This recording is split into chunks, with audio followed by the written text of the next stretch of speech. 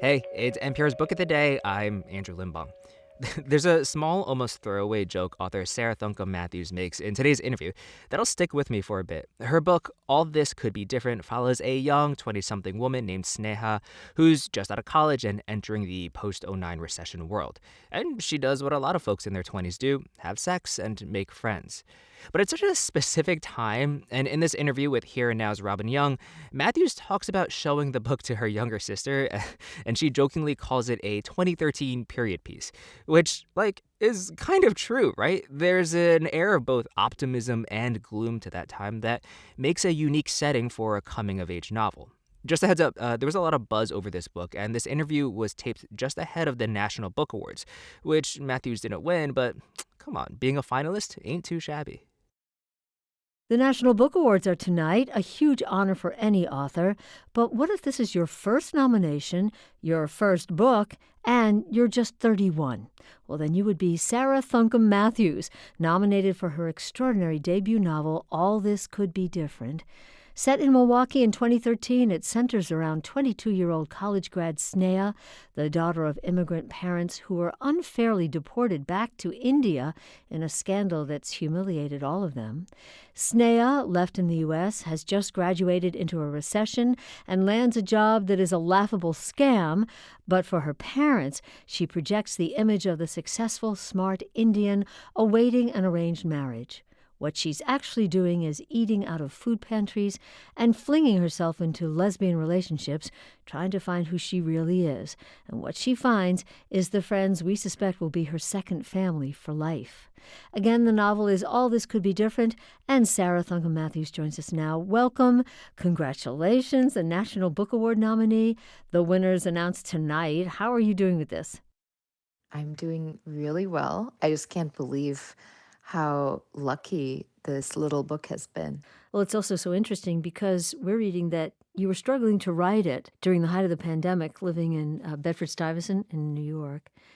And you Mhm. decided to take a break and start a neighborhood mutual aid network on Slack. It ended up supporting 23,000 people. I mean, talk about really wanting to get away from your writing. you know, I mean, what did that do for you? What did that do to unlock what obviously came out on the page here? That's a really lovely question. For me, I really wanted to do something to take care of myself and other people around me and worked to found this mutual aid group, which is called Bed-Stuy Strong. What working in mutual aid organizing gave me was purpose and a space to sort of practice my political commitments and a reminder that one, I wasn't alone, and two, that I could be good at doing something.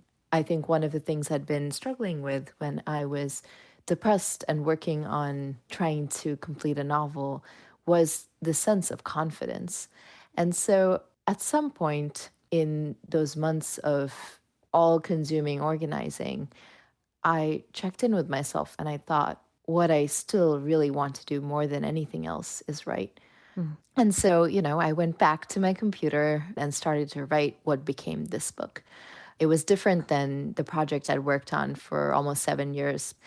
I felt like what I wanted to do was tell a story that paid attention to some of the things that I'd spent so much of my 2020 really thinking about, these questions of what do we owe each other? What does it mean to live in community? That is what is so compelling about the book, this sense of community, which is what your character Sneha begrudgingly, starts to surround herself with. She's a little prickly, and yet there you have, her college friend Tom.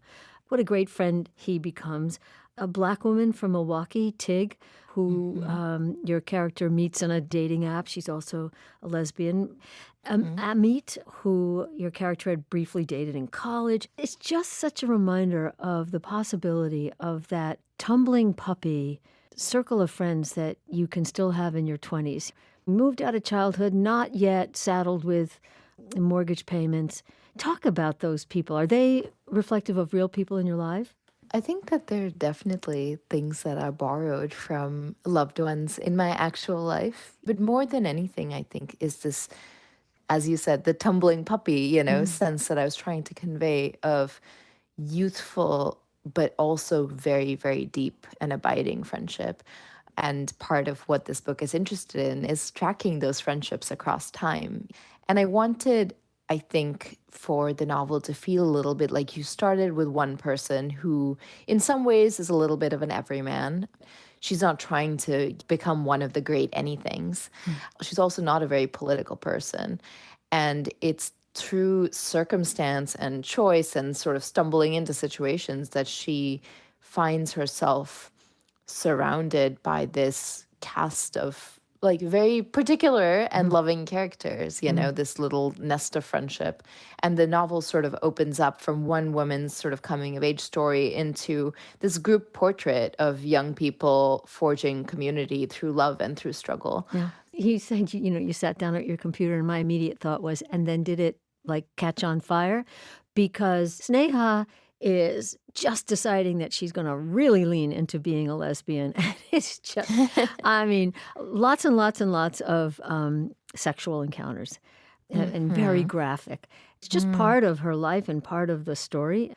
Your sense at approaching that, because Sneha also is the child of Indian immigrants, they don't even know yet. And obviously, she doesn't want to tell them yet. Your thoughts on that part of the book?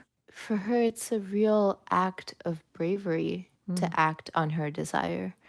And the way in which she acts on her desire for women with the kind of desperation that she does has everything to do with this complicated compromise that she's set out for herself, where she tells herself, I have these years, a few of them, and then I'm going to do the right thing by my parents and marry a man that they choose, who I won't have desire for, who I won't love.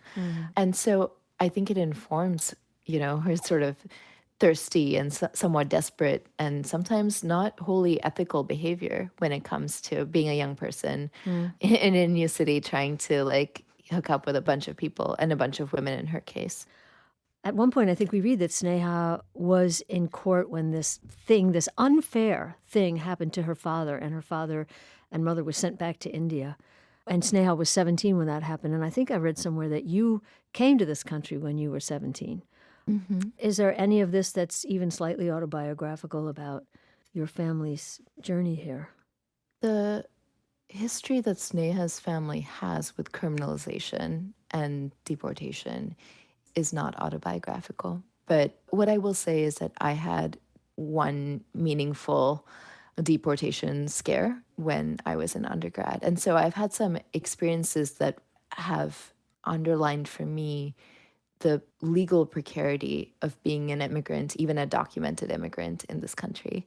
But in so many ways, I just wanted to tell a story of an Indian American that did not necessarily conform to a lot of the most commonly held up stereotypes about the Indian American experience. Yeah. And it's going to throw people who are no longer anywhere near their 20s back to their 20s, because a lot of it is universal. I mean, look in here. There's a dinner table. It held 5 MacBooks laid out like place settings. I mean, just the images. And for those who are more recently moving from that decade, it's just spot on. Have you heard from friends who were with you in those times, in the 20s or in the Bed-Stuy, Strong, Slack, or what's been the response? What I've been really moved to experience as the book has come out into the world and as it's received more attention is the book seems able to connect with people who sure have some of the life experiences of my character or who are in their 20s or what have you. I have a younger sister, about 5 years younger, and I felt incredibly glad that she and her friends didn't think that, this period piece set in 2013 was too dated for them. But honestly, what has been very moving to me is when folks have reached out to me and said things like, hey, listen, like I'm like a 47-year-old, straight guy, and your book really meant a lot to me, and I saw parts of my family or my experience in it. You just never know what a book will do when it's out in the world and how other people will experience it. So it's been very moving for me to, in some ways, see a bet I made, not knowing how it would work out, play out well. And the bet for me was, let me tell as truthful and specific and vulnerable a story as possible in the hopes that it can access some kind of universality. Sarah Thankam Mathews, her book, the National Book Award finalist, is All This Could Be Different. Sarah, good luck, but already, what you've accomplished is great. So thank you so much. Thank you.